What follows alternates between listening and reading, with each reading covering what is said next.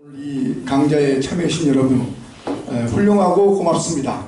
예, 오늘은 저희 이지스톤 강좌의 오늘 마지막 제1기 마지막 강좌입니다. 처음에 우리 친일 청산을 주제로 시작해서 남북통일, 또 쟁점이 됐던 사드, 그리고 요새 한참 논쟁이 시작되는 탈원전에 관한 문제, 소위 수명이 다한 원전 폐기, 또 신규 원전의 중단 여부에 대한 국민 논의로 돌입하는 것 때문에 원전이 사회적 논의에 본격적으로 돌입하는데, 그런 탈원전 문제, 그리고 경제민주화 한국 경제를 어떻게 하면 우리가 바람직하게 살려나갈지에 관한 여러가지 참 매우 정권 초기 새로운 나라의 큰 개혁과 변화를 지금 추구하고 있는 이 시기에 주요 쟁점을 주제로 아주 그 분야에 정말 이론과 실천을 겸비한 분들을 모시고 강의를 들었습니다. 그리고 보니 참 처음부터 끝까지 참으로 지역사회 많은 분들이 참여해서 밤에 밥도 드시고 졸릴 텐데 졸지도 않고 아주 열심히 듣고 또 질의응답하는 모습이 참으로 아름다웠습니다. 그리고 페이스북에도 생중계가 되고 있습니다. 매번 한 500분 이상이 참여해서 듣고 좋은 평가를 하고 있습니다. 아마 2기에도 좋은 프로그램으로 아마 9월 초부터 아마 시작될 예정이고요. 오늘 모시는 분은 우리 박인규 선생님입니다. 예, 좀 이따 모실 텐데요. 박인규 선생님은 진보 언론 프레시안을 만들고 지금까지 유지해온 유명한 언론인입니다. 83년에 언론인으로 입문해서 발을 들여놓고 지금까지 언론의 한길, 위에 보면 진보 인터넷 매체 이렇게 돼 있죠. 예, 경향신문, 한국사회에서 진보와 개혁을 대표하는 또 대변하는 게 크게 경향신문과 한겨레신문을 이야기합니다. 그리고 인터넷 신문으로는 오마이뉴스와 프레시안을 이야기하는데, 이분은 경향신문에서부터 출발해서 지금 프레시안을 만들고 지금까지 유지해오고 있는 우리 사회의 드문 올곧은 진보 언론인입니다. 이분이 주로 국제관계를 많이 다뤄왔어서 어떻게 보면 우리 사회에서 공리로 되어 있습니다만, 그러나 한번 의문해서 봐야 될 우리 한국과 미국은 우리 한국 사회에 무슨 의미가 있는지, 어떤 존재인지를 한번 되돌아보는 것도, 지금은 G2 시대지 않습니까? 혹자는 명청기, 소위 전세계 패권의 전환기라고 얘기합니다만, 그런 시기에 우리 민족이 세계 평화와 세계 속의 일원으로 잘 살면서도 동시에 민족의 이익을 또 국민의 이해를 잘 대변할 수 있는 우리의 선택은 뭔지, 이런 것들을 판단하는 데 있어서 매우 중요한 아마 시사점 중에 하나가 이 분야라고 생각합니다. 그래서 우리 박인규 선생님이 30여 년, 한 세대가 넘게 소위 미국 특파원부터 국제관계를 다뤄오면서 파악했던, 가지고 있는 국제정치 속에서 특히 한미관계 속 미국이 뭔지를 아마 여러분들에게 좋은 강의를 해주시라고 믿습니다. 박 교수님 모시겠습니다. 박수로 맞아주십시오. 네, 반갑습니다. 방금 소개받은 박인규라고 합니다. 너무 거창하게 소개를 해주셔서 몸둘 바를 모르겠습니다. 제일 중요한 거는 이제 이런 겁니다. 사실 한국 사람들 입장에서는 미국이라는 나라를 가볍게 볼 수는 없죠. 우선 일본으로부터 해방시켜준 나라가 미국이고, 또 북한의 남침으로부터 지켜준 나라가 미국이고, 그리고 그 뒤에 우리가 먹고 사는데 시장과 기술과 이런 걸 다 제공한 나라가 미국이고, 50년대에는 우리나라 국가 예산의 한 60~70%를 미국 원조에 의존했습니다. 그러니까 사실은 지금까지 쭉 살아본 걸 보면 미국이 좋은 일을 해준 게 굉장히 많아요. 그런데 계속 그러면 미국하고만 같이 가면 되느냐? 그건 좀 아닌 것 같다. 그러니까 1974년도에 리영희 선생이 전환시대의 논리단책을 냈는데 세상이 바뀌고 있다. 지금 이제 40년이 지났죠. 근데 지금 분명히 바뀌고 있습니다. 지금. 미국이 많이 바뀌고 있고 그래서 오늘 약간 이제 어떤 분들은 약간 좀 미국에 대해서 너무 좀 지나치게 비판적이 아니냐라고 생각하실지는 모르겠지만 우리나라는 너무 또 미국을 비하하는 측면이 강해서 그러니까 우리나라가 굉장히 미국 의존적이라는 게 어디서 드러나냐면 미국 박사가 전 세계에서 세 번째로 많은 나라입니다. 우리나라가. 중국이 제일 많고 인도가 제일 많고 한국이 제일 많은데 인구 대비를 보면은 압도적으로 1위입니다. 그러니까 우리나라에서는 미국 박사 못하면 출세 못합니다. 일본 사람들은 미국 안 합니다. 일본 장사해요. 그러니까 우리나라 사람들이 미국 가서 공부를 해가지고 미국이 갖고 있는 생각이나 이거를 무비판적으로 미국은 다 오라 하고 들어와서 뭐 장관도 하시고 뭐 교수도 하시고 해가지고 굉장히 그 미국 방이 좀 의존적인 그러니까 이런 거죠. 그러니까 그 박근혜 대통령이 항상 그 양반도 뭐 못하려고 그랬겠어요? 국민을 위해서 하려고 그랬고 항상 그렇게 말하잖아요. 나는 국민만을 위해서 했다. 그러니까 실제로 행동은 달리가 나지 않습니까? 그러니까 말을 믿으면 안 되죠. 행동을 봐야겠죠. 미국도 마찬가지죠. 그런 부분에서 우리나라가 너무 좀 미국의 모든 행동을 너무 좋게만 서울이로만 보기 때문에 그렇지 않은 측면도 있다. 그리고 그렇지 않은 측면을 얘기해 주는 사람도 별로 없어요. 우리나라에. 옛날에 리영 선생 정도 빼놓고 별로 없습니다. 그래서 약간 좀 지나치게 비판적인지 모르지만 미국이 이런 측면도 있다. 라는 말씀을 좀 주로 드릴까 합니다. 그 어떤 분이 이 학교 이름을 지었는지 모르겠는데 여기 이지스톤이라고 이름을 지었는데요. 혹시 이지스톤이 누군지 아십니까? 이 사람 이름입니다. 돌대가리. 제가 나눠드린 이 자료, 이게 작년에 제가 그 경기도에서 그 사회교사 연수시키시는 분들한테 강의 때 나눠드린 건데, 거기 그 1번에 보면은 모든 정부는 거짓말을 한다. 미국 독립언론인 IF 스톤이라고 나오죠. 이 사람이 이지 스톤입니다. 이시로 파인스타인 스톤이라는 사람인데 유태인이에요. 아주 전설적인 언론인입니다. 13살 때부터 기자를 했어요. 그래서 근데 이 양반의 신조가 뭐냐면 이겁니다. 모든 정부는 거짓말을 한다. 그 모든 정부는 거짓말을 한다는 책도 국내에 번역돼 나왔습니다. 상당히 두꺼운 책인데 요지는 정부가 하는 말을 그대로 믿지 마라. 항상 거짓말을 한다. 정부는. 뭔가 다른 게 숨어 있다. 그 양반 추조하고 모든 정부는 거짓말을 한다. 그리고 정부 관리가 거짓말을 하면서 그 거짓말을 진실이라고 믿을 때 그 나라가 망한다. 라는 얘기를 한 사람이에요. 그 양반이 원래 그 신문사에 있다가 이 신문사는 이제 광고도 받고 뭐 정부 압력도 받잖아요. 그래서 이거 안 되겠다. 그래가지고 자기 혼자서 기사도 쓰고 신문도 만들고 그걸 팔았어요. 그 IF 스톤 위클리라고 1953년부터 71년까지 그야말로 독립언론이에요.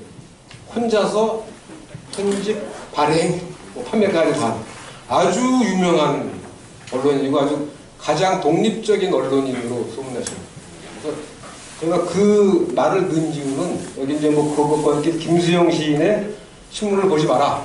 신문만 보는 머리에서 무엇이라고 했느냐 얘기했는데 이게 사실 이제 신문이라는 게 시대를 보는 창이다. 신문을 봐야 뭐 세상 돌아가는 걸 안다. 그런데 신문을 100% 묻으면 안 돼요. 왜냐하면 이 이지스톤이 왜 독립언론을 했겠습니까?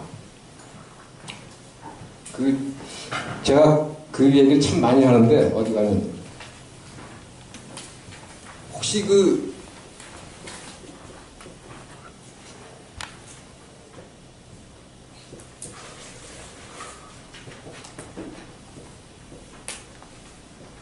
이런 말 아십니까? 음수사원. 물을 마실 때는 그 근원을 생각하라. 제가 경향신문에서 얘기 들었어요. 저는 이제 경향신문에 썼는데 경향신문이 처음에는 가톨릭에서만 들어도 좋은 신문이었지만 70년대 후반부터는 이제 청와대 직속 신문이었습니다. 청와대에서 쌍둥이명하고 정부 기관지 비슷했어요. 그 당시에 뭐 못난이 오영재라고 그래가지고 서울 경향 연합 KBS MBC 정부 나라다. 땡전 뉴스 때 시절 얘기입니다. 그 당시에 경향신문 기자들이 사마운동을 막 찬양하는 기사를 위해서 시키니까 이런 거 못하겠다 라고 해서 사장실에 가서 이제 막 항의를 했답니다. 어떻게 아무리 그렇지만 우리가 정부만 빨아주는, 그러니까 속된 말로 빨아주는 기사를 쓰느냐 했더니 그때 사장님이 이거를 싹 이 글씨가 있었대요. 사장실에 너희들 월급을 누가 주는데, 청와대가 주는데 시킨 대로 해야지. 그러니까 우리나라 언론은 지금 중앙 언론들은 삼성을 비롯한 대기업들이 먹여 살리고 지방 언론들은 지방자치단체가 먹여 살리고, 광주 같은데 일간지가 13개인가 14개가 있다는데 일간지가 일주일에 2번도 나오고 3번도 나온대요. 광고 나오는 날 찍고 광고 없으면 안 찍고, 그리고 광고가 대체로 관리가 주고 지방자치단체에서 주고. 그러니까 우리나라에서는 한 90년대 후반부터 제일 무서운 사람이 대통령이 아니라 이건희예요. 삼성을 비하 못합니다. 왜냐하면 각 신문사가 이 자체 광고의 한 15%? 많으면 20%가 삼성 광고예요. 지방자치단체, 지방신문들은 지방자치단체예요. 그러니까 자기 소신대로 쓰는 기사가 없는 거예요. 그러니까 이지스톤 같은 사람이 독립언론을 한 게 남의 돈 안 받고 내가 쓰고 싶은 대로 쓰겠다. 그래서 우리나라, 외국도 마찬가지입니다만 언론을 볼 때는 과연 과연 그러니까 좀 비판적으로 보실 필요가 있다는 거고, 그래서 이제 하여튼 가장 지금 언론이 우리나라 뭐 세계적으로도 마찬가지인데 제대로 반영하지 못하고 있다는 게 작년 4.16 총선 때죠. 4.16 총선 때는 저도 틀렸습니다만 우리나라에 꽤 유명하다는 정치 기자들도 다 새누리당이 못해도 160석, 잘하면 180석이야. 다 그랬어요. 완전히 틀렸죠. 근데 그런 게 지금 우리나라만 그런 게 아닙니다. 트럼프 당선, 미국의 이른바 제도 언론, 뉴욕 타임스부터 모든 언론사가 힐러리가 될 거야. 제 친구가 LA에서 이제 이 사업을 하면서 딸내미가 NBC 뉴스에 들어갔다 막 자랑을 하더라고요. 작년 10월 달에 와가지고, 야, 아무리 그래도 힐러리가 돼. 트럼프 됐습니다. 브렉시트, 영국의 EU 탈퇴. 모든 언론들이 예측을 못했어요. 그건 뭐냐? 지금 언론들이 뭔가 이 일반 대중들하고 제대로 호흡하지 못한다. 어쩌면 자기를 매겨 살리는 재벌이나 국가 관력이나 여기에 너무 그쪽에 가 있는 거 아닌가. 그래서 지금 사실은 뉴욕 타임스건 가이디언이건 제대로 좀 못 맞춥니다. 그렇기 때문에 이게 세상이 지금 굉장히 바뀌고 있는 시기이기 때문에 하여튼 언론을 100% 믿지는 마시라. 그게 제일 좀 중요하다고 생각을 하고요.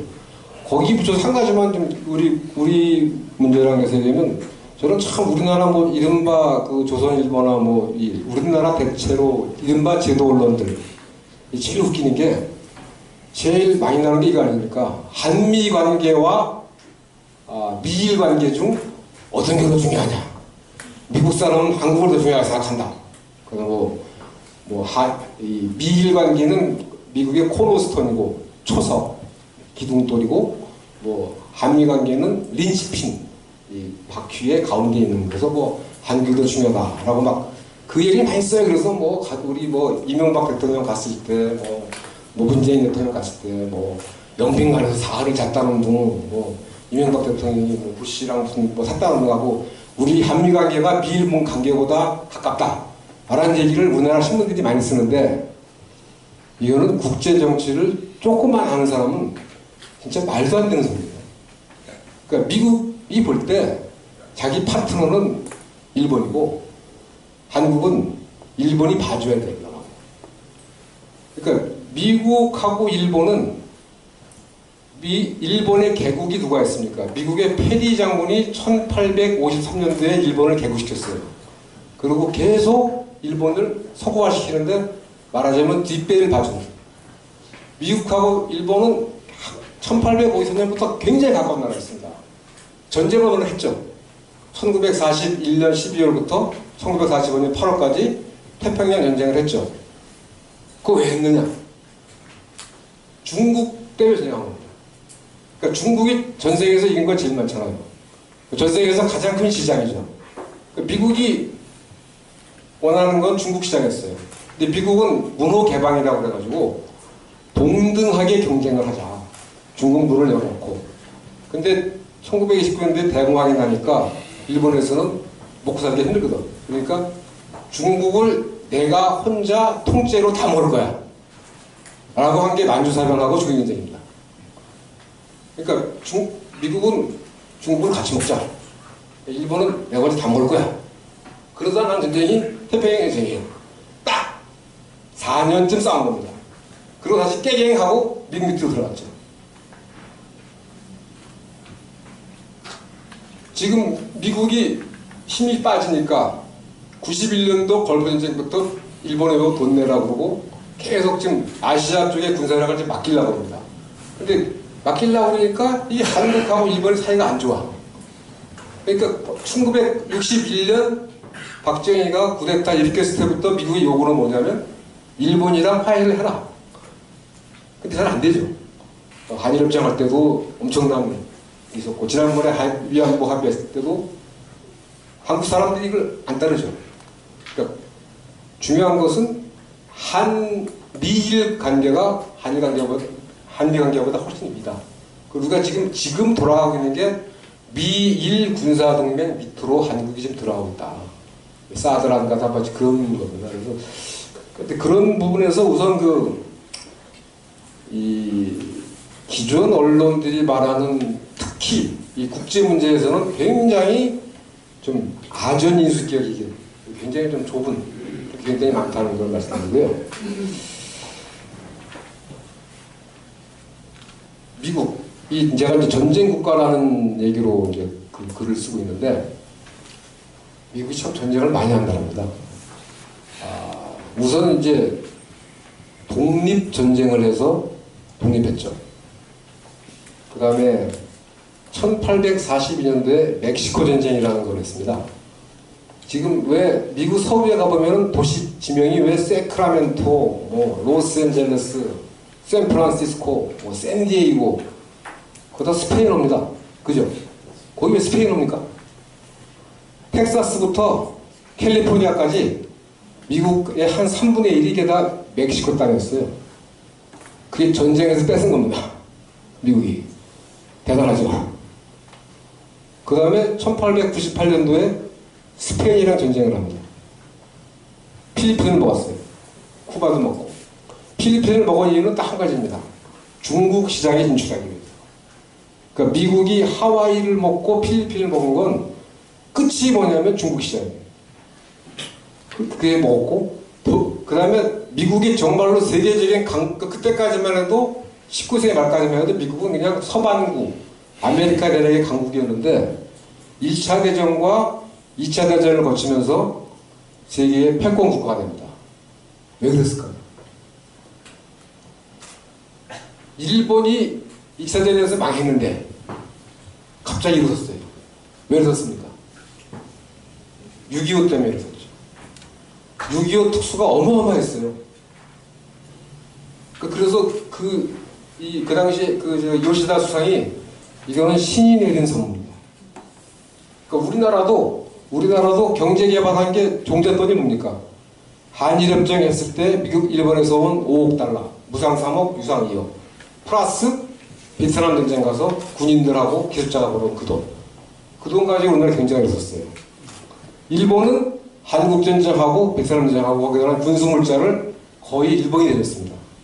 그러니까 어마어마하게 그러니까 우리는 남과 북이 서로 막 치고받고 싸우느라고 한 300~400만 명이 죽었는데 그때 일본의 양심적인 사람들은 그렇게 얘기를 해요. 그래서 한국 사람들이 서로 피를 흘린 동안 우리는 앉아서 떼돈을 벌었다. 베트남도 마찬가지죠. 그래서 일본이 단숨에 진짜 5년 만에 그냥 확 이었습니다. 근데 미국한테 1차 대전과 2차 대전이 바로 그런 거였습니다. 1차 대전과 2차 대전은 뭐냐면 1차 대전이 날 때까지는 전 세계를 누가 지배했습니까? 유럽이 지배했죠. 뭐 아프리카, 뭐 라틴 아메리카, 아시아, 뭐 거의 모든 나라들을 유럽이 지배했던 거예요. 근데 1차 대전은 그 세계를 지배했던 유럽끼리 싸운 거예요. 독일하고 러시아가 한 편이 되고, 독일하고 오스트리아가 한 편이 되고, 영국, 프랑스, 러시아가 한 편이 돼서 지들끼리, 그게 1914년 8월 달에 전쟁이 일어나는데, 그때 전쟁이 일어날 때는 크리스마스 안에는 끝날 거야 그랬대요. 근데 4년 더 걸렸죠.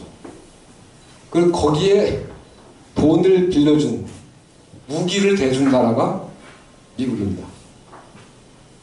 그러니까 미국이 원래 사실 유럽에서 벌어지는 유럽의 내전이죠.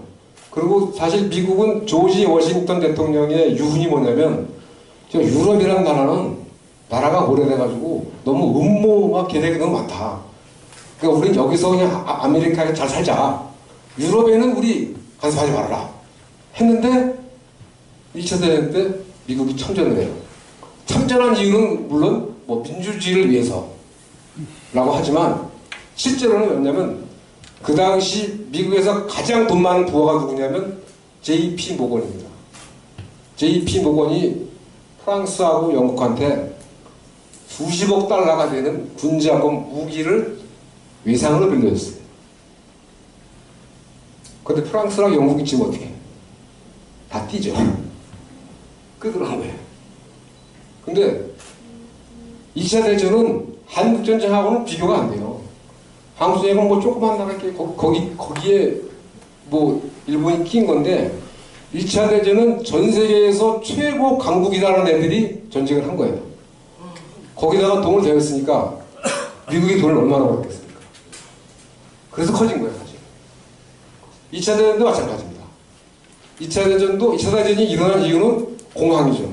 그러니까 1차 대전의 전후 처리를 잘못했어요. 독일이 나쁜 놈이야.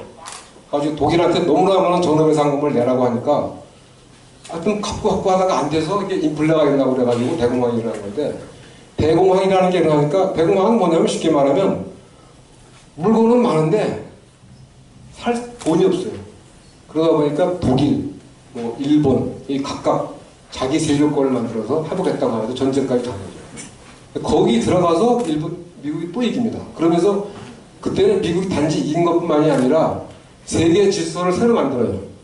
뭐 UN, 뭐 IMF, 그다음에 뭐 지금은 WTO지만 옛날에 GATT라고 무역기구 세계 질서를 새로 만들고 앞으로 세계와 평화와 자유를 위해서 일하겠다. 그래서 딱 세계의 패권 국가이고 더 중요한 거는 2차 대전은 아시아, 유럽에서 엄청나게 크게 일어났잖아요. 그러니까 모든 나라가 다 폐허가 됐어요.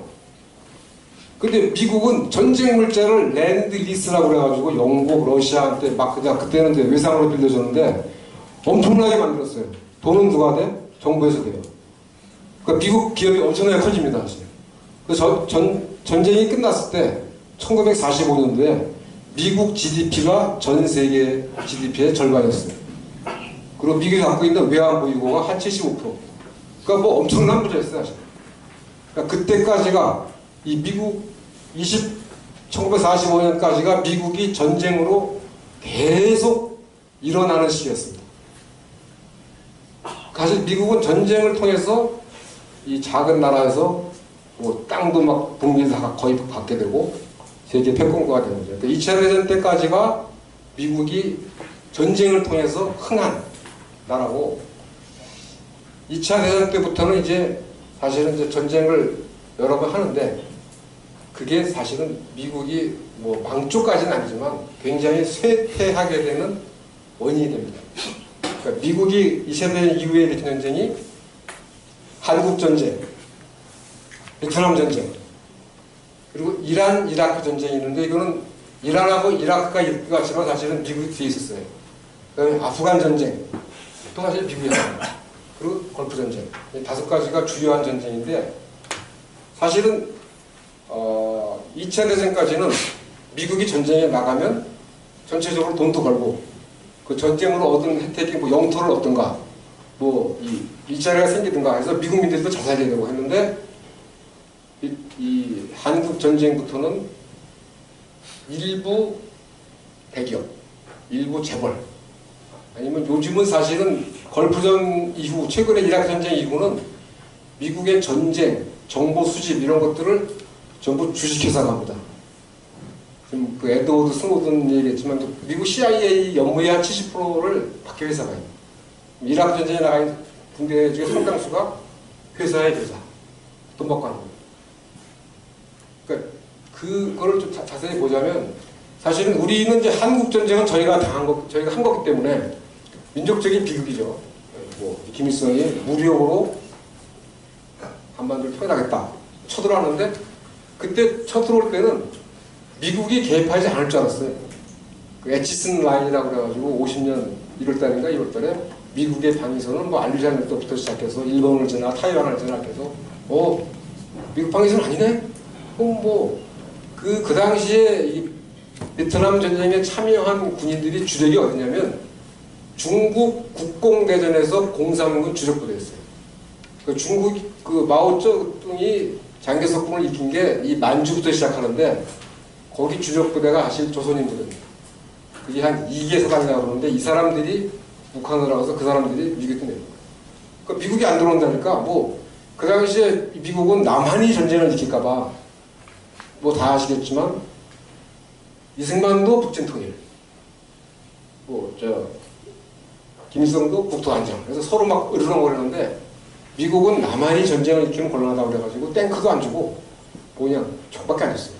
그러니까 이제 북한에서는 미국이 개입 안 한다네. 그것도 중국 국공대전도 개입 안 했으니까 가자. 들어왔는데 미국이 개입을 한 거예요. 그리고 자그마치 3년 동안 싸웠죠. 근데 이게 우리들은 우리들 입장에서는 굉장한 비극이고 저도 사실은 저희 아버님이 이북에 부인과 자식을 남겨두고 내려와서 여기 또 결혼하신 케이스인데 사실 저는 미국이 개입 안 했으면 안 태어났을 거죠. 민족적 비극이라고 생각하는데 더 중요한 건 뭐냐면 이 한국 전쟁이 미국한테도 굉장히 중요한 전쟁입니다. 그러니까 이거를 이제 좀 어려운 말로 미국이 군사화된다, 미국이 군사주의화된다, 미국의 군대가 굉장히 커지는 계기가 됐다고 그러는데 2차 대전이 끝났잖아요.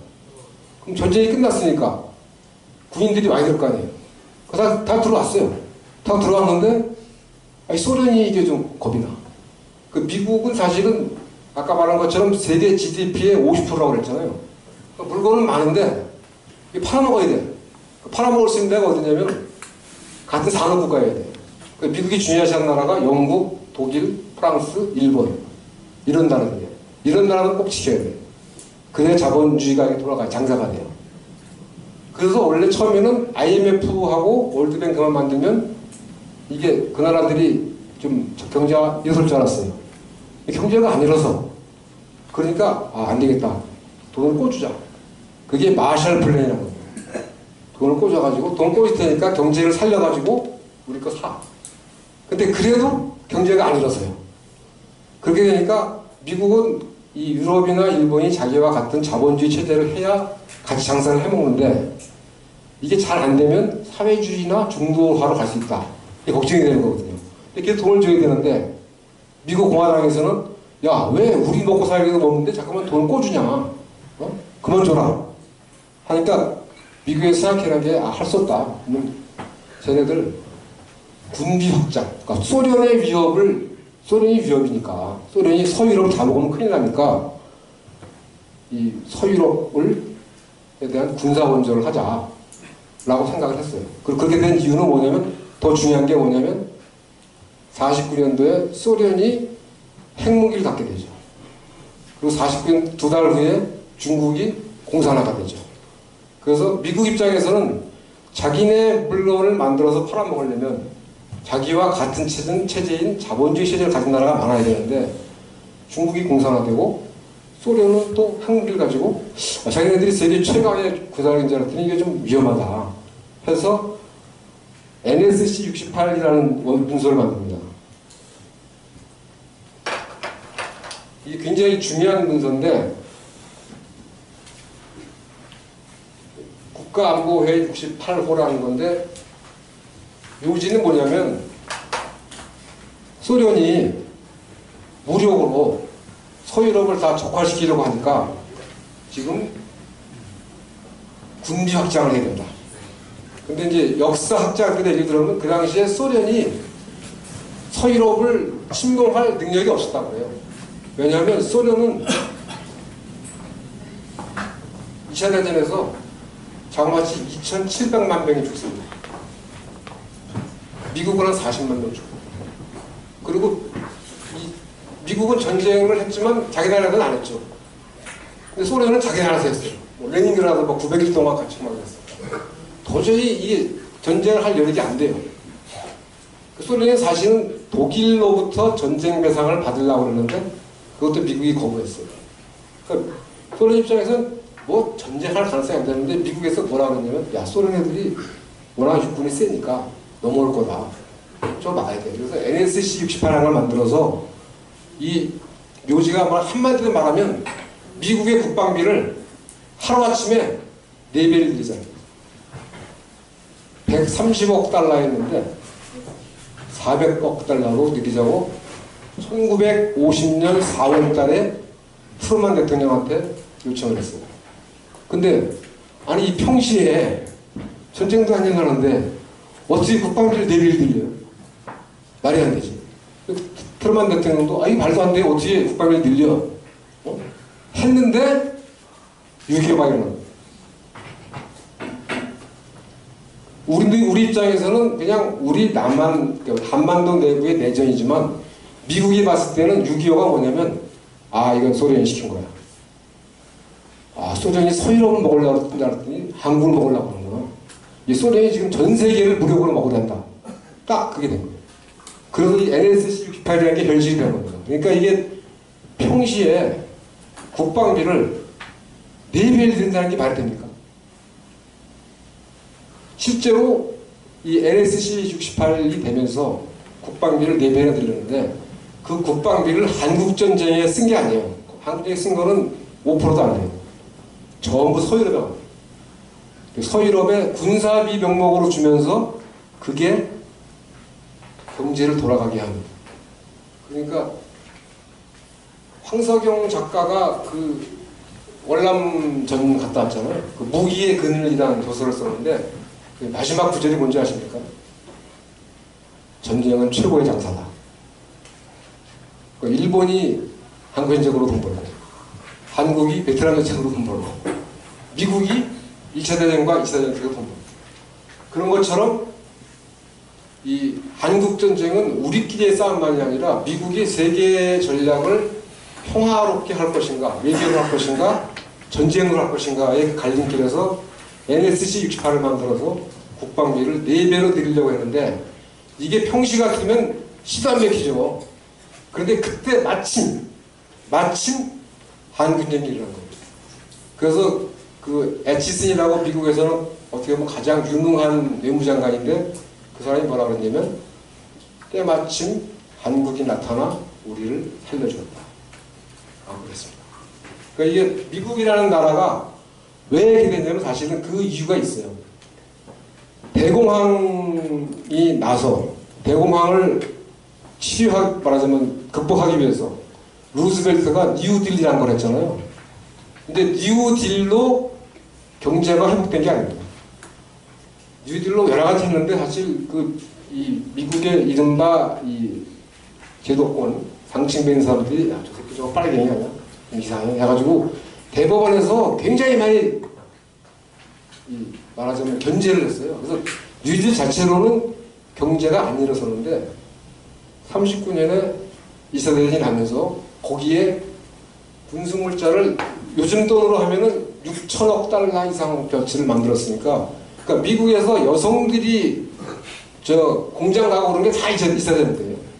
2차 대전 때 그때 막 경제가 좋아지고 노동자들도 좋아지고 그렇게 된 거예요. 그래서 전쟁이 끝나고 나니까 전쟁 특수가 없어지니까 사실 미국이 이 불경기로 들어갑니다.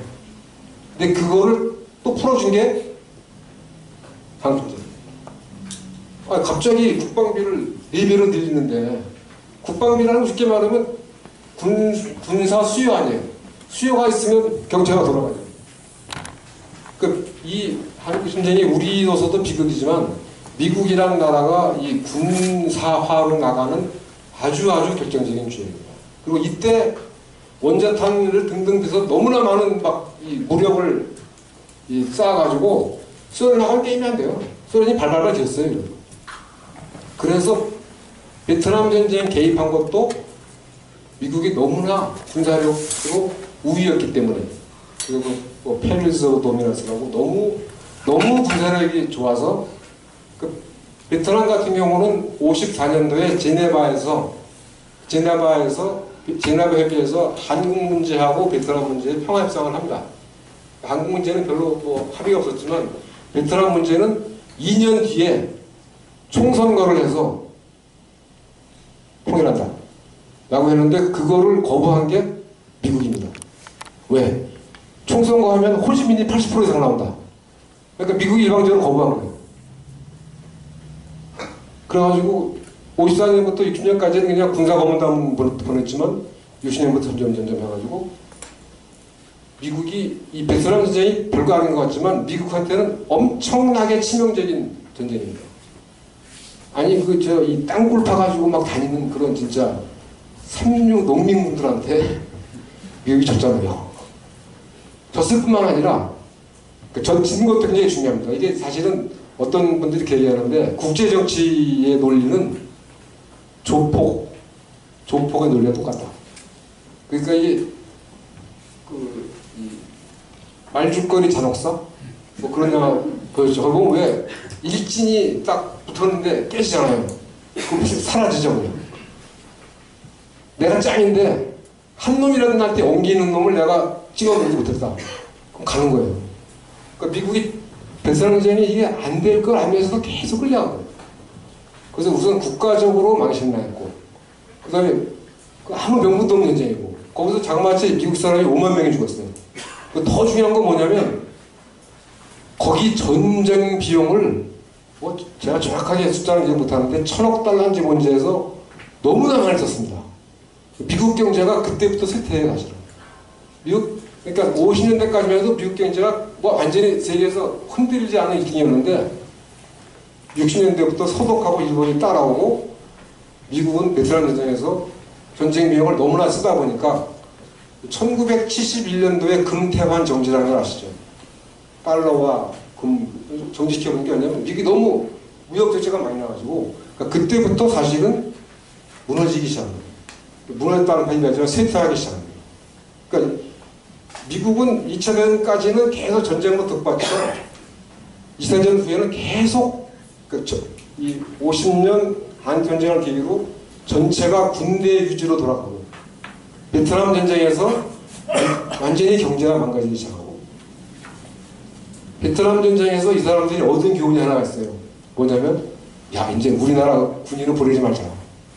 이 전쟁이라는 게 내가 죽고 살아야 나가서 싸우는 건데 베트남 전쟁은 아무런 명분이 없는 전쟁이잖아요. 무슨 뭐 자유를 위한 전쟁입니다. 자유를 위한 전쟁이라면 베트남 전쟁에 참여한 국가가 우리나라하고 호주밖에 없습니다. 호주는 뭐 호주는 의장되고 우리나라가 전투를 했는데 아니 그렇게 자유를 위한 전쟁이면 영국이나 프랑스나 이런 데는 나와요. 왔어요. 안 갔죠. 그 완전히 좀 잘못된 거였고 그런데다가 베트남 전쟁이 워낙 이게 농민용 전쟁이니까 그 당시에 굉장히 유명한 게 타령도 많았고 하급자가 상사관을 쏴 죽인 사건이 굉장히 많았습니다. 그게 전쟁이 아닌 거예요. 사기가. 전쟁을 할 이유가 없죠. 전쟁이라는 건 내가 죽는다거나 노예가 되거나 죽는데 상관이 없는 전쟁이니까. 그래서 그 다음부터는 미국이 전쟁을 어떻게 하냐면 대리인을 세웁니다. 대리인. 그 첫 번째가 아프간 전쟁입니다. 여러분 아프간 전쟁은 잘 모르시죠? 제가 사실은 86년부터 국제를 했는데 아프간 전쟁이라는 게 별로 크게 안 나왔어요. 근데 사실은 오늘날의 세계에 가장 큰 영향을 미친 전쟁이 아프간 전쟁입니다. 지금 뭐 IS다 뭐다 해서 지금 그 이슬람 무장 세력들 그게 다 아프간 전쟁에서 나온 겁니다. 그게 우리나라 잘 언론에 보도가 안 돼요. 그러니까 베트남 전쟁을 하면서 미군 병사를 바라보니까 이 새끼들이 안 싸우려고 그래. 안 되겠다. 대리인을 세우자. 아프간 전쟁은 공식적으로는 79년 12월 크리스마스 날 소련군이 아프간 수도 카불 들어간 게 시작이라고 말해요. 공식적으로는. 근데 그 전에 브레진스키라고 카터 대통령 때 보좌관 하던 사람이 아프간에 미국이 소련이 들어올 수밖에 없도록 공작을 꾸밉니다. 그러니까 이슬람의 철천지 원수가 공산주의예요. 왜냐하면 공산주의는 무신론자니까. 그리고 이 중앙아시아가 뭐 굉장히 약한 부분입니다. 소련한테. 그래서 아프간 전사들한테 돈을 내주면서 들어가서 싸움을 시킨 거예요. 계속해서 불안정하게 만든 거예요. 그래서 78년 6월부터 계속 그쪽을 불안하게 만들었고, 소련 입장에서는 아프간이 자기 남쪽이 불안하니까 군대를 보낼 수밖에 없었던 거예요. 그래서 소련이 아프간에 딱 들어왔을 때 브레진스키가 뭐라고 그랬냐면 카터 대통령한테 제가 소련에게 그들의 베트남을 주었습니다. 그러니까 미국은 베트남 때문에 망하지는 않았지만 소련은 사실은 아프간 때문에 망한 겁니다. 거기 10년 동안 싸우느라고. 굉장히 큰 사건이에요. 그리고 그동안 레이건 대통령이 들어와서 그 이른바 무자헤딘이라고 그래가지고 자유의 전사라고 해서 전 세계 한 30개국에서 온 이슬람 전사들한테 돈 대주고 무기 대주고 미국 데려다가 군사훈련을 시키고 그 스팅어라고 이 항공기 떨어뜨리는 뭐 미사일 대주고 그렇게 해서 키운 게 10만 명이 넘습니다. 그것 때문에 소련이 무너진 거예요. 그게 미국 CIA와 파키스탄의 ISI라는 정보부가 합작으로 미국이 돈을 내고 IS가 훈련시키고 그래서 싸움을 붙인 거예요. 그렇게 해서 그걸 키운 겁니다. 그래서 그게 예산이 한 30억 달러가 들었다고 하는데 미국 CIA 역사상 최대의 비밀작전입니다.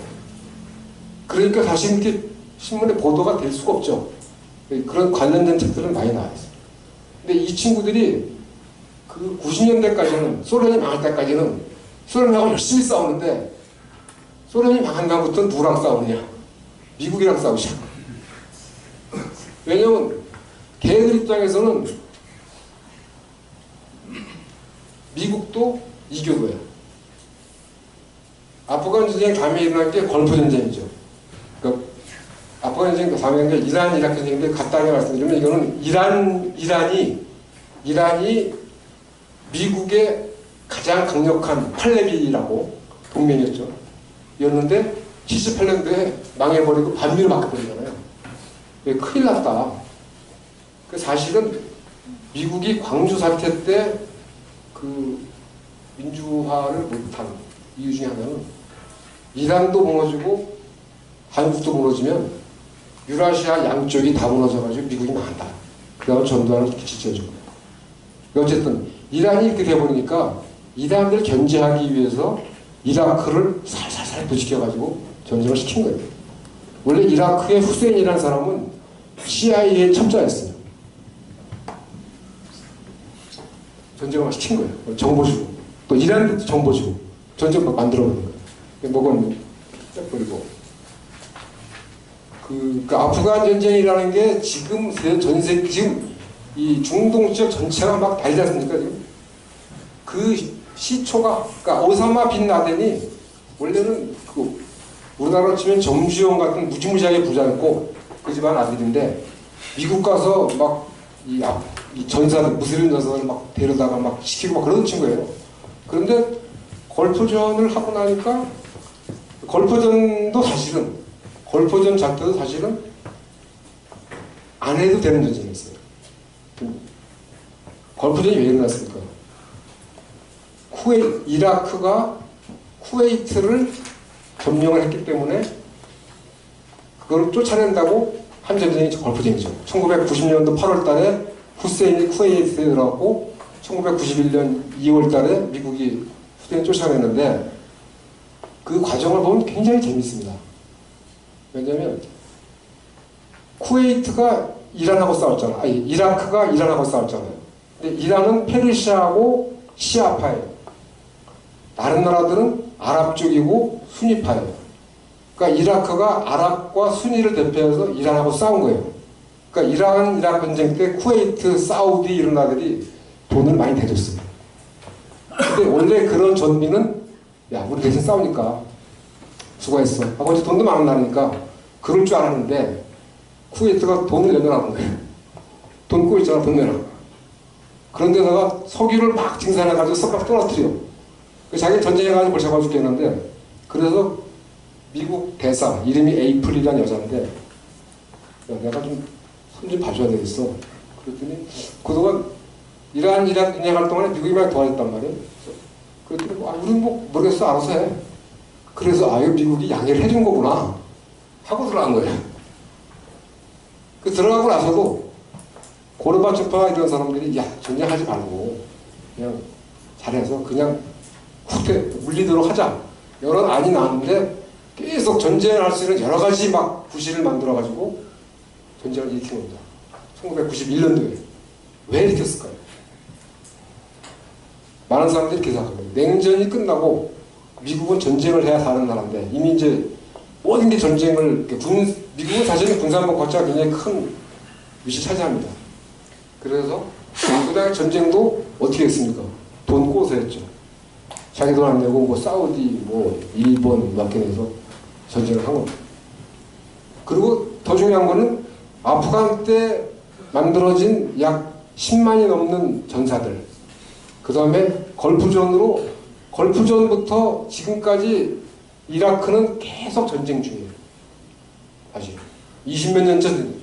그래서 미국에서는 롱와라고 해요. 긴 전쟁. 냉전 시대는 롱 피스. 냉전 시대는 전쟁과 같지만 전쟁 안 했기 때문에 롱 피스라고 그러고, 걸프전부터 지금까지는 사실은 정확하게 2002년부터인데 계속 전쟁. 그러니까 이게 전쟁을 하면서 미국 경제는 계속 망가지죠. 그러나 돈 버는 사람들이 있죠. 누구요? 무기자사들이죠. 미국이 그 아프간 전쟁 때 이렇게 전사를 만들어서 중동을 그야말로 지금 뭐 리비아부터 이쪽 이 아프간까지가 완전히 그냥 무법천지거든요. 그러니까 미국이라는 나라가 이 전쟁을 하면서 고비가 대략 한 몇 번 있었냐면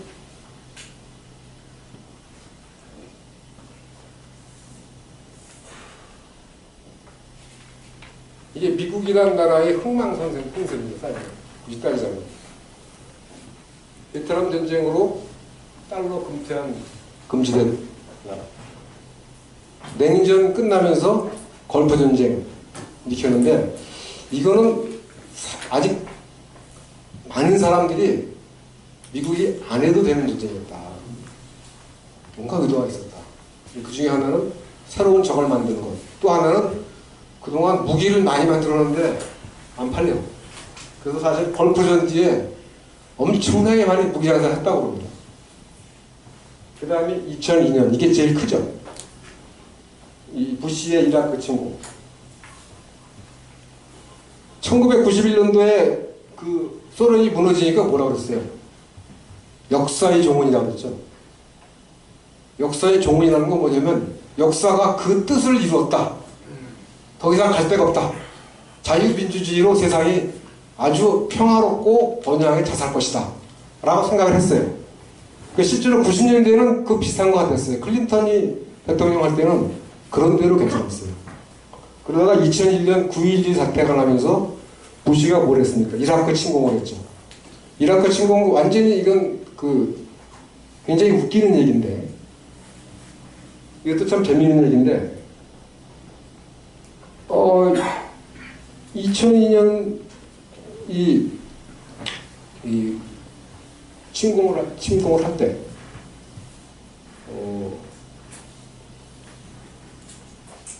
부시는 이라크 침공을 하면 이라크는 당연히 그때 케이크워크란 말을 썼는데 그냥 식은 죽먹기다. 이라크는 우리가 들어오길 기다릴 것이다. 자유민주주의 우리 해방군을 맞이할 것이다. 그럼 이라크도 먹고 이란도 먹고 그다음에 중동을 다 먹겠다. 그 중동을 다 먹겠다가 한 이유 중에 하나는 거기가 전 세계 석유의 3분의 2가 있으니까 라고 생각을 하고 들어갔죠. 그래서 그 당시에 미국에서 제일 유명한 말이 야 바그다드는 아무나 가는 거야. 진짜 상하이라면 테헤란에 가야지. 그랬어요. 그러니까 이라크는 이제 시작이고 이라크를 먹으면 이란까지 먹고 그 다음에 쫙 중동을 다 해서 우리 관할에 두고 에너지를 다 가지게 된다는 거는 전 세계가 미국한테 정말 고개를 숙일 수밖에 없는 그 생각을 하고 들어갔는데 어떻게 됐습니까? 완전히 수렁에 빠졌죠. 계속 지금까지 전쟁이에요. 지금까지. 뭐 3조 달러를 썼다는 말도 있고 그 다음에 일어난 게 뭐예요? 2008년 대침체. 이제 경제가 또 한 번 무너집니다. 2016년 트럼프. 이게 뭐 어디 양아치인지 뭐 이상한 놈이 나타나가지고. 그러니까 사실은 이 차례된 이유는 미국이 전쟁을 해서 재미를 본 게 없어요. 그러니까 국민 차원에서 재미를 본 게 없어요. 단 전쟁 장사하는 재미를 보죠. 그러니까 지금 뭐 블랙워터니 뭐니 해서 이 전쟁을 장사거리를 하니까 지금 뭐 전쟁, 뭐 정보 이런 거 다 그 사람들은 전쟁이 일어나야 돼. 그러니까 이렇게 된 게 사실은 얘기를 들어보면 예전에는 군수 산업이 이렇게 항구적인 기업으로 안 했다는 거예요. 필요하면 국가가 무기를 만들고 아니면 없애버리고. 그런데 미국은 2차 대전 이후부터 모든 게 군수 산업이 되다 보니까 기업은 뭡니까? 수요가 있어야죠. 수요가 군산업의 수요가 뭡니까? 전쟁이죠. 그러니까 이게 그 미국이라는 나라가 알게 모르게 전쟁에 중독된 나라고 사실은 이거를 한번 생각해 주셨어요. 그 사드가 왜 박근혜 대통령이 탄핵된 이후에도 김관진 안보실장이 미국에 달려가서 데려왔을까? 사실은 있을 수가 없는 일입니다. 대통령이 유고 상태인데 국방과 관련된 중요한 사항을 그렇게 밀어붙인다? 저는 그게 거의 반역. 그러니까 우리나라의 이 각 부문 중에서 아까 말한 그 교수님들도 대단히 미국 의존적이지만 사실은 가장 친미적인 집단이 군인입니다. 6.25 때부터 미국 가서 다 공부하고 왔어요. 전두환 이런 사람들 다 공부하고 왔어요. 그리고 실제로 경제개발 계획을 실행에 옮긴 주역들이 다 군인 출신이에요. 그러니까 미국의 근대적 경영기법을 가장 먼저 배운 사람들이 군인이고 그 사람들이 경제개발을 실제로 했고 지금도 가장 가깝고 지금 사드 같은 경우는 사실은 한미의 최고위급에서 한 게 아니라 아마도 현장 지휘관 내지는 사령관급에서 독단적으로 했을 가능성이 있다. 왜냐하면 좀 럭키드 마틴이 제일 큰 방위산업체인데 적절하는 거 아니에요? 미사일 디펜스가 제일 돈 남는 거예요. 아마 그냥 거의 그 정도는. 그래서 어떤 미국의 학자, 군인 출신 학자는 미국의 지금 이 군인들이 사실은 옛날로 치면 총독이나 다름없다. 옛날처럼 강압적이진 않지만 여러분 그거 아십니까? 지금 미국이 1996년부터 풀 스펙트럼 도미넌스라는 독트린이 있어요. 모든 부문에서 우위를 차지한다라는 건데 우선 미국은 전 세계가 자기의 작전권입니다. 그러니까 중부군은 중동, 아시아 태평양은 아시아, 뭐 유럽 사령부, 아프리카 사령부, 뭐 북미 사령부, 전 세계에 다 관할권이 있고 우주 사령부도 있고 사이버 사령부도 있습니다. 그리고 미국이 1년에 쓰는 국방비가 다른 나라를 합친 것하고 거의 같아요. 왜 그렇게 군사비가 많은 거. 그렇게 이미 말하자면 돌아가고 있는 거예요. 전체가. 그리고 그 사람들의 목표는 뭐냐면 전 세계에 어떤 분쟁이 일어나더라도 30분이 아니라 28분이더라고요. 28분 내에 타격하겠다. 신속기동. 그거는 자기의 의지를 하겠다는 거예요. 그러니까 그런 부분이 좀 그 이유는 뭐냐면 왜 그렇게 이 군사력을 원래 이 군사력을 키운 것은 전 세계에 미국식 체제를 퍼뜨리려 합니다. 그러니까 9.11 사태 당시에 부시가 그런 말을 했죠. You are with us or against us. 그러니까 너는 우리 편을 하든가 우리 편 아니면 적이야. 그러니까 중간이 없는 거야. 중간지대가 없는 거야. 그러니까 미국 사람들은 뭐 중도는 악이다 이런 말도 하고. 그거를 다른 말로 표현하면 이제 키신저가 그런 말을 했는데 공화당은 민주당은 미국식 체제를 퍼뜨리려고 그러고 공화당은 미국식 체제를 안 받아들이는 놈은 없애버리려고 합니다. 그러니까 미국은 딱 굉장히 좀 흑백물이 굉장히 강합니다.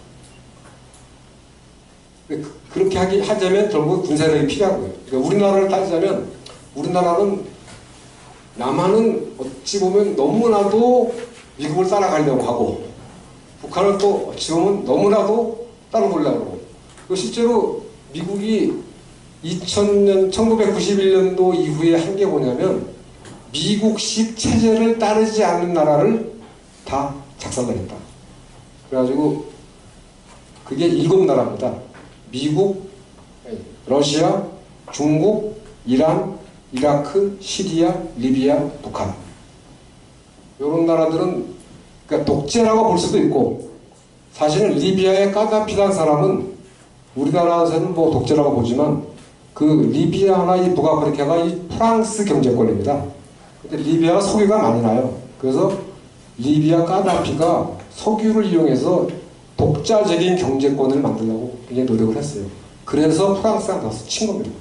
그래서 그동안에 그래서 없애버린 게 지금 이라크 없애버렸고 리비아 없애버렸고 지금 시리아를 없애버리다. 그러니까 그런 나라고. 그러니까 근데 이제 지금 북한 얘기 나중에 하겠지만 이제 북한은 좀 약간 좀 달라졌죠. 이제 핵을 갖게 됐으니까. 그러니까 미국이라는 나라는 어떻게 보면은 자기의 의지를 위해서 언제든지 군사력을 쓸 수 있는 나라고. 그러나 이 2차 대전 이후의 군사력의 활용이 사실은 미국 국민 전체에는 득이 되지 않았다. 그래서 어떤 사람들은 미국을 혼돈의 제국이다 그래요. 왜냐하면 중동 같은 경우가 물론 이라크 후세인이 독재를 하긴 했지만 사실은 80년대까지 중동 지역에서 생활 수준이 제일 높은 나라였습니다. 그리고 여성들이 가장 개방적이었고 거긴 또 거기는 사실은 이슬람 세력이 아니에요. 약간 사회주의 성향이에요. 세속주의 성향이고 사실은 이슬람 세력하고 굉장히 사이가 안 좋아요. 그런데 어떻게 했습니까 미국이? 쟤네들이 9.11의 배후다.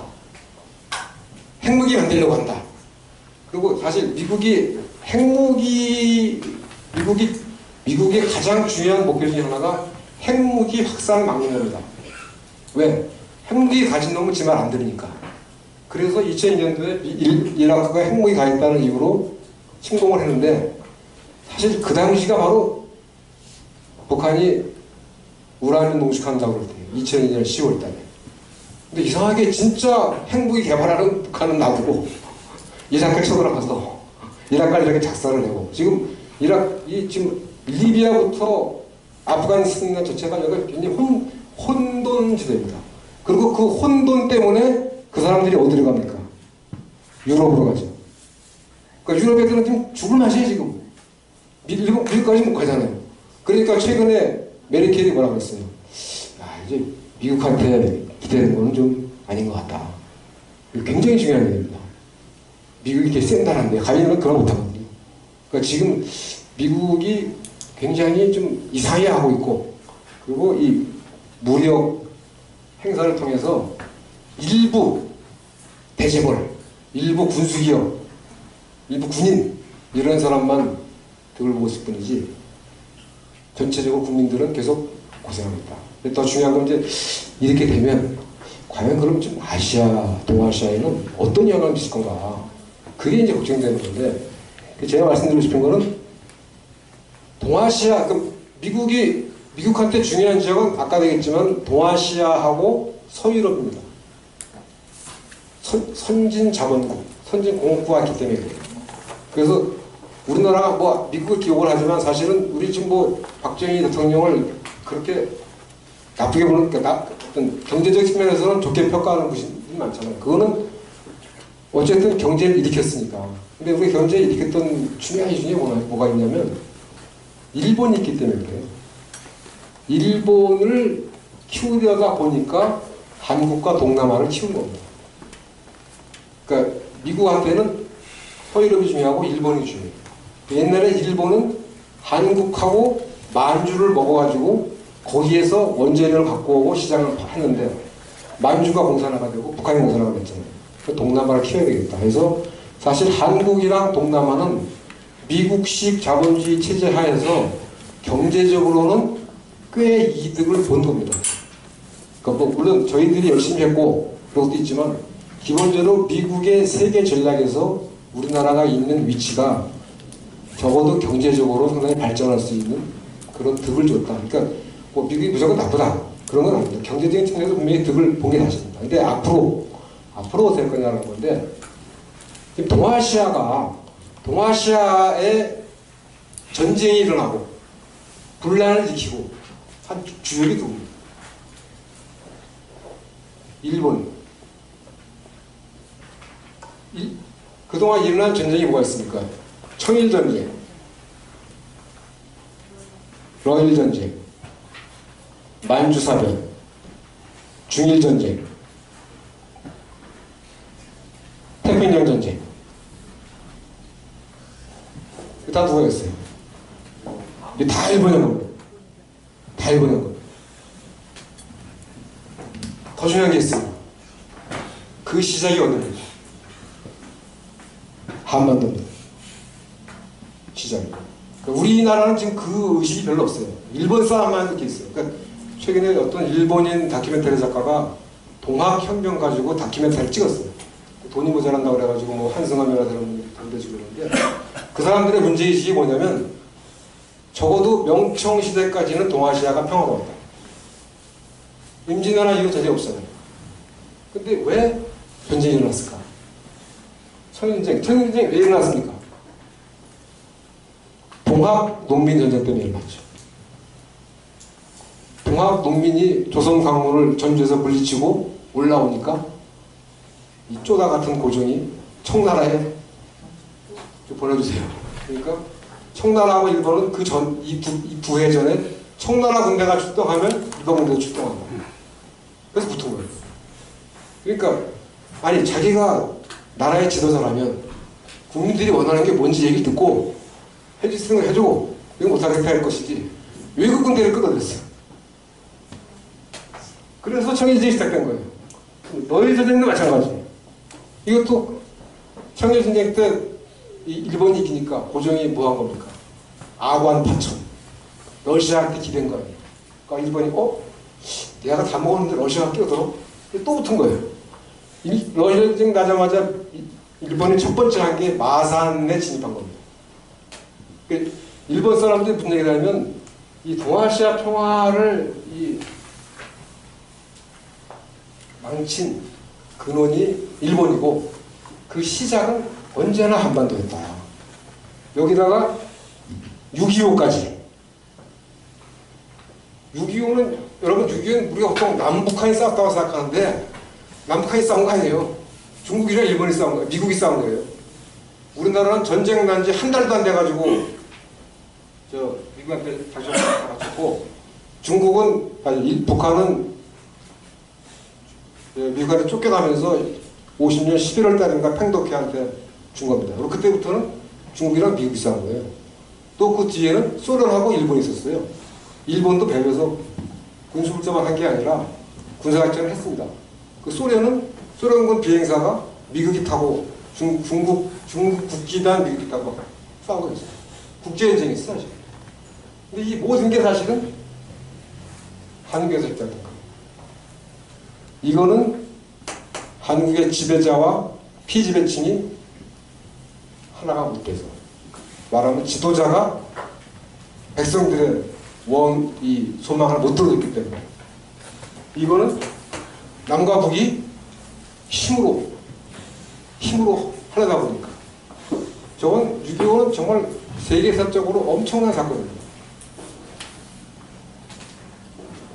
그러니까 우리가 지금 생각할 건 뭐냐면 그래서 어떤 일본 사람은 1차 조선전쟁 2차 조선전쟁 그렇게 얘기해요. 조선이 발장이 돼서 동아시아가 전쟁에 들어갔다. 그렇게 따지면 6.25는 3차 조선전쟁입니다. 북한이 무력으로 통일한다고 그러니까 미국이 그건 안 돼 하고 들어왔고 저는 사실 그때 저 아까 말씀드린 월남민이니까 차라리 그때 통일이 됐으면 차라리 낫겠다 했는데 중국이 그건 못 봐. 중국은 오택동 아들이 죽였어요. 참전하고. 그러니까 이게 참 우리나라가 이게 굉장히 좀 어려운 지경이에요. 그러니까 쉽게 말하면 한반도 사람들이 하나가 되지 못하면 전쟁은 또 일어납니다. 작년에 개성공단 폐쇄하고 다 끊고 북한이 막 이게 바로 지금 이거 어떻게 될지 모르겠네요. 이게 굉장히 중요한 시점인데 물론 지금 북한이 우리나라 남한에 대해서 지금 남한에 계신 분들이 북한을 좋아할 수가 없죠. 천안함 사건, 연평도 포기, 박광자 씨, 그다음 그러나 우리가 싸우면 다 죽어요. 이제는 사실 다 죽습니다. 그리고 사실은 이 북한의 핵 및 미사일 실험을 어떻게 보십니까? 이게 핵 미사일 실험의 성공이 한반도 정세를 더 악화시킬까? 아니면 좋아지게 할까? 쉽게 얘기할 수는 없습니다. 쉽게 얘기할 수 없는데 저는 오히려 악화시키지 않을 거라 생각합니다. 미국이 북한을 계속 B1, B다, 스텔스다 나와서 합박을 하지만 미국은 진짜 이 힘밖에 모르는.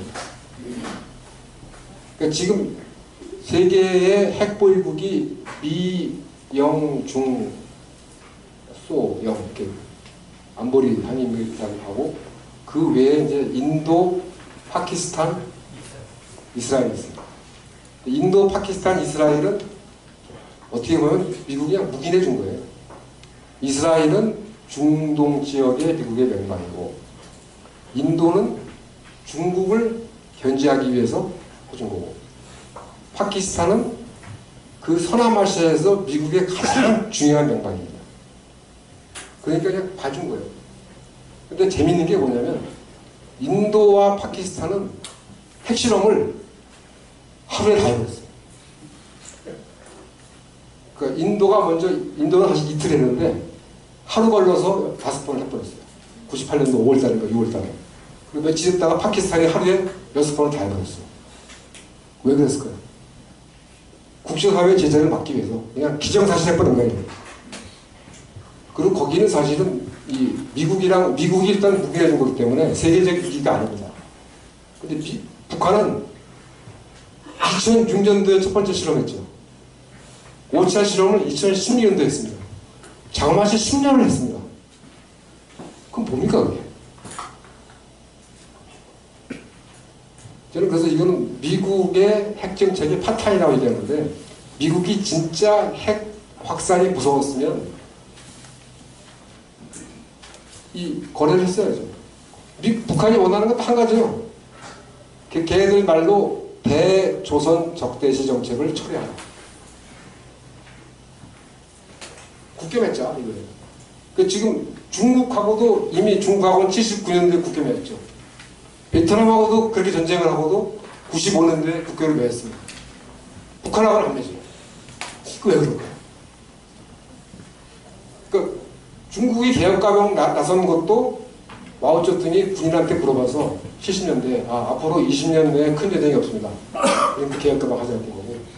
베트남은 사실은 미국이랑 거의 10년 이상 싸운 나라인데 95년도에 맥케인이라고 많이 나오는 양반 있죠. 그 양반이 하노이 힐튼이라고 그러는데 하노이에 있는 힐튼 호텔. 그러니까 북베트남의 포로로 6년 동안 있었던 사람. 그렇게 고생을 한 사람인데 맥케인이 95년도에 베트남이랑 수교 협상할 때 수교해야 된다고 했어요. 그 베트남도 미국이랑 수교하니까 경쟁이 많아져. 북한은 그게 안 돼요. 북한은 91년부터 김용순 외교부 장관이 가서 야 주한미군 제도 좋으니까 수교하자 했는데 아직까지도 안 들어줘요. 근데 그거 참 미스터리입니다. 그러니까 10년 동안 이렇게 핵실험했다는 건 뭐냐면 다 좀 말려줘. 네가 한번 다 안 할 거야 했는데 자그마치 2002년부터 15년 동안 놔둔 거예요 그냥. 그리고 이제는 사실은 미국을 어쨌든 타협할 수 있다는 것까지 가진 거 이건 굉장히 큰 사건입니다. 미국이 좀 긴장하는 거예요. 근데 이게 어떻게 끝이 날지는 모릅니다. 이게 해피엔딩이 될지 무슨 파국이 될지는 모릅니다. 미국의 CFR이라는 단체가 있어요. Council on Foreign Relations라고. 그거는 일반 싱크탱크가 아닙니다. 록펠러라고 미국의 제일 부자가 돈을 대가지고 미국에서 제일 돈 많은 놈, 미국에서 제일 똑똑한 놈, 미국에서 제일 권력 많은 놈, 그런 놈들이 1920년대에 만든 단체입니다. 그리고 그 단체가 어떤 단체냐면 2차 대전이 일어나자마자 1939년도죠. 미국이 참전한 건 1941년도인데 2차 대전이 일어나자마자 2차 대전에서 미국이 이뤄야 할 정책 목표를 만듭니다. 군부가 도와줘가지고. 그 정도로 센데요. 그 베트남 전쟁을 그만두자 할 때도 그쪽에서 이거 아닌 것 같아. 그만두자. 중국이랑 수교할 때도 중국이랑 수교해야 될 것 같다. 우리가 베트남 전쟁 져가지고 막 힘도 빠지고 러시아 센데 그런 단체, 무지무지하게 센 단체예요. 그 단체가 작년 9월 달에 전략적 인내, 오바마가 했던 전략적 인내는 실패했다. 북한 정책이 최우선 과제가 되어야 된다. 라는 단독 보고서를 냈습니다. 그건 미국에서 센 사람들이 북핵 문제 이대로 놔두면 안 되겠다. 그 책임자가 윈스턴 로드라고 키신저가 처음 중국 갈 때 따라간 상당히 고위관이에요. 그러니까 그 CFR에서 북핵 문제가 미국 대외 정책의 최우선 과제라고 얘기했다는 건 뭐냐면 심각합니다. 그러니까 분명히 나설 겁니다. 나설 거고 방법은 없어요 사실. 그러니까 우리나라에 좀밖에 보겠는데 그 로버트 게이츠라고 그 클린턴 때 국방부 장관하고 그 전에는 CIA 부장하고 그러니까 사실은 뭐 미국에서 군사 정보 분야에 대해서는 정말 최고라고 볼 수 있죠. CIA 국장도 했고 국방장관 한 사람인데 그 사람이 월스트리트저널하고 인터뷰를 하면서 뭐라고 그랬냐면 북한의 비핵화는 사실상 불가능하다. 우리가 할 수 있는 거는 핵 탄두의 개수를 줄이고 사거리를 줄여가지고 그걸 동결시키고 그 상태에서 관계를 맺는 거예요. 근데 그거는 지금은 제약이긴 하지만 그 정도 경험 있는 사람이 말했다는 건 굉장히 중요한 겁니다. 그리고 아까 말씀드린 것처럼 인도, 이스라엘, 파키스탄하고 다른 게 뭐냐면 인도, 이스라엘, 파키스탄의 핵은 국지적인 거예요. 이스라엘은 주변을 둘러싸고 있는 다른 중동 국가로부터 공격받으면 깔 거야. 인도는 중국, 파키스탄은 인도 때문에. 그러니까 그들끼리의 싸움인데 북한은 좀 뭐하고 있습니까? 미국 갈 거야. 그리고 일본도 깔 거야. 그러고 있는 거 아니에요. 위험하죠. 마음에 안 드는데 어쨌든 그 사람들은 살자고 하는 짓이니까 저게 어디였죠. 근데 그거를 단순히 우리가 위협이 아니라 결국 저거는 우리가 못합니다. 결국 미국은 북한은 미국더러 야 우리 체제 보장해줘 그거예요. 근데 그걸 어떻게 할 거냐. 지금 문재인 대통령이 군사회담을 제안했는데 그게 어떻게 될지는 진짜 모르지만 하여튼 뭐 끝이 온 것 같다. 근데 이제 전쟁이 나면 안 되겠죠. 그래서 하여튼 한반도가 우리만 중요한 게 아니라 남북한이 사이좋게 지나면 사실은 그래서 미국이 북한 핵을 놔두는 이유가 그거가 위험하다는 걸 그러니까 둘 중에 하나 무능하던가 아니면 다른 생각이 있던가. 그게 뭐냐면 중국을 견제하는 거예요. 그러니까 사드나 이런 것들이 다 중국 견제하려거든요. 근데 중국을 대놓고 우리가 중국을 견제한다고 못하니까 북한을 이유로 되는 거예요. 저쪽 이란도 마찬가지예요. 미국이 미사일 방어망을 동아시아에도 세우고 유럽에도 세우는데 유럽에 세울 때는 뭐라고 그러냐면 이란의 위협을 막기 위해서 이렇게 얘기해요. 러시아랑은 못하고. 그래서 이 미국이 북한의 핵을 이렇게 놔둔 이유는 무능하든가 아니면 대중 견제를 위한 빌미를 놔두게 하는 거든가 약간 좀 불순한 목표가 있든가 둘 중에 하나라고 볼 수 있는데 이미 이제 핵 미사일까지 갔기 때문에 앞으로 두고 가야 된다. 마지막으로 말씀드리고 싶은 건 이제 이런 겁니다. 우리 사회에 어떻게 보면 이제 약간 좀 뭐랄까 편견?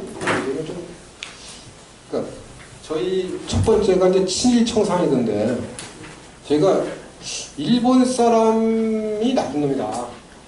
우리를 식민지배했다. 나쁘다고 하는데 그 일본의 배후가 미국이라는 거를 잘 인식을 못해요. 물론 경험이 다르죠. 우리는 일본한테는 된통당했고 어쨌든 미국한테는 뭐 나라도 구하고 뭐 먹고 살만 했으니까 그거는 이해가 되는데 사실은 미국은 세계 전략을 보면 지금 동아시아에서 일본을 앞잡이로 내세우려고 합니다. 그러니까 계속 우리나라 국민이 그렇게 싫다고 그러는데도 한일협정 하라고 그러고 위안부 합의 하라고 그러고 계속 그러는 거예요. 근데 그거를 잘 제대로 그러니까 그걸 미국은 계속 군사력으로 그러니까 지금 중국은 뭐 1대1 논의해서 어쨌든 뭐 통합을 했다는 거고 미국은 이제 계속 이제 사실은 사람은 자기가 잘하는 걸 하잖아요. 근데 지금 미국이 잘하는 게 군사력밖에 없습니다. 세계 군사력의 뭐 전반이니까. 근데 그러니까 이 일본이 나쁜 건 다 몸으로 느낍니다. 그러니까 뭐 위안부 합의해도 국민들이 못하겠다 막 그러고 하는데 사실은 그 배후가 미국이다. 다 미국이 시킨 거예요. 그 부분 하나 하고 북한의 또 나쁘죠. 핵을 가진 건 기본적으로 이건 뭐 이 도덕적인 문제가 아닙니다. 그런데 사실은 북한이 2006년도에 첫 번째 핵실험을 했을 때 미국의 AP통신이나 뭐 워싱턴 포스트나 그런 기자들이 쓴 게 뭐냐면 이거는 미국의 대북 정책의 소상이다. 왜냐하면 핵무기가 생긴 이래 미국의 핵 위협을 가장 많이 받은 나라가 북한입니다. 열몇 차례나 가지고 말랐던. 그래서 제가 그걸 물어봤어요. 아니, 그럼 우리는 미국한테 핵우산을 받지 않냐? 그러면 북한은 러시아나 중국으로부터 핵우산을 받으면 되지 않겠냐? 그래서 안 받는답니다. 그 북한 핵도 나쁘지만 사실 모든 핵 문제의 근원은 미국 핵입니다. 미국은 뭐 핵실험도 1000몇 번이나 했고 또 실제로 핵을 쓴 유일한 나라고 아직도 아까 말한 NPR라고 뭐 제가 7개나 말했잖아요. 러시아, 뭐 중국. NPR이라는 게 핵 폐쇄 보고서인데 그 7개 나라, 미국 말을 안 듣는 7개 나라에 대해서는 핵 선제 공격을 하겠다. 근데 원래 그 핵 확산 조약에 따르면 핵 보유국가가 비핵 국가한테 핵 공격을 하거나 핵 위협을 못하도록 되어 있습니다. 그러니까 미국이 핵무기를 대외 정책에 굉장히 주요한 수단으로 쓰고 있어요. 그러니까 북한도 나쁘지만 사실은 문제는 미국입니다. 일본도 나쁘지만 미국도 사실은 이 말하자면 이 군사 대결을 조장하는 이런 것도 나쁘다. 저는 그런 데에 대해서도 좀 한번은 좀 비판적인 생각이 있어야겠다. 시간이 좀 돼서 얘기해서 그치도록 하겠습니다.